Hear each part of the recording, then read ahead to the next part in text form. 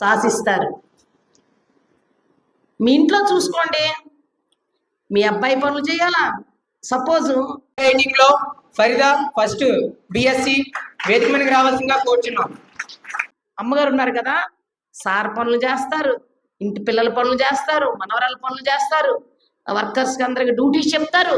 అన్నీ బర్డెన్ ఎవరి మీద పడుతుంది? ఒక ఉమెన్ మీద పడుతుంది. అంటే మీరు చిన్నపిల్లలు, మీ మదర్ని తీసుకోండి, డాడీకి సేవలు చేయాలా, మీ అన్నయ్యకి సేవలు చేయాలా, మీ తమ్ముడికి సేవలు చేయాలా, అందరికీ సేవలు చేయాలి ఉమెన్.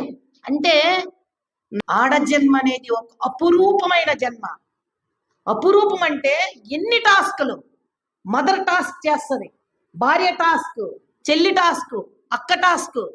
ఇప్పుడు 40 ఏళ్ళు మన సారు, సభాపతి సారు 40 ఏళ్ళు పరిపాలిస్తున్నారు కదా, దాని వెనుక ఒక మహాశక్తి. ఆ వ్యక్తే లేకపోతే ఏమి లేదు. నర్సీపట్నం డిగ్రీ కాలేజీ లేదు, జూనియర్ కాలేజీ లేదు, ఐఐటి లేదు, నర్సింగ్ కాలేజ్ లేదు. రియల్ అంత పెద్ద ఆయనకి వెనుకుండి ముందుకు రాకుండా ఎవరు కూడా, ఆమె ఎవరైనా ఇప్పుడిప్పుడు తెలుస్తుంది మేడం గారు ఉన్నారని, కానీ ఎవరికి తెలియదు.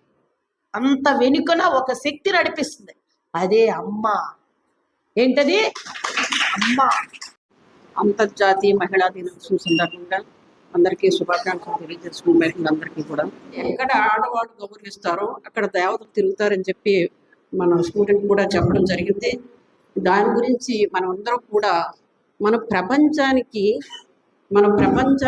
విలువలు నేర్పింది భారతదేశం. అటువంటి భారతదేశంలో మనం ఉన్నాం. ఈరోజు గర్వంగా చెప్పుకోవాల్సినటువంటి భారతదేశంలో మనం ఉన్నాం. అంబేద్కర్ గారు 1952లో ఒక మాట అన్నారు, I measure the progress of the community by the degree of progress which women have achieved అన్నారు.